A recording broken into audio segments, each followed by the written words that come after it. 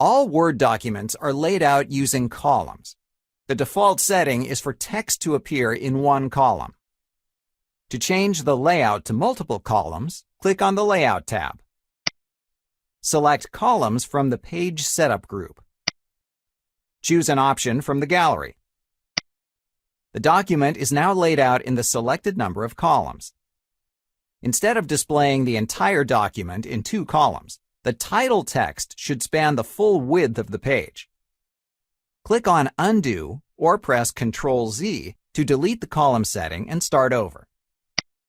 Place the cursor at the location where the multi-column text is to begin. Click on the Columns command and choose More Columns. From the Columns dialog box, indicate the number of columns to apply. Click in the Apply To dropdown. Select this point forward, and Word will automatically insert a continuous section break at the cursor location. The preview pane reflects how this change will appear.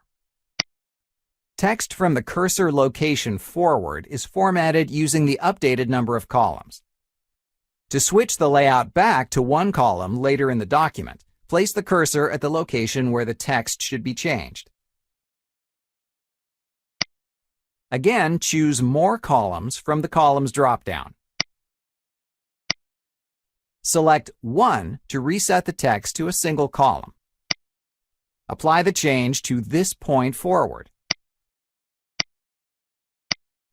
The following text has been reformatted into a single column. Note that the signature area appears to be formatted as 2 columns. When you need side-by-side or parallel columns in Word, the best practice is to insert the text into a table. Tables are covered in another course.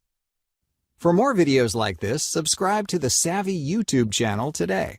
And if you need a complete library of training content written specifically for the legal industry, consider the Savvy Smart Content Library. Visit savvytraining.com for more information.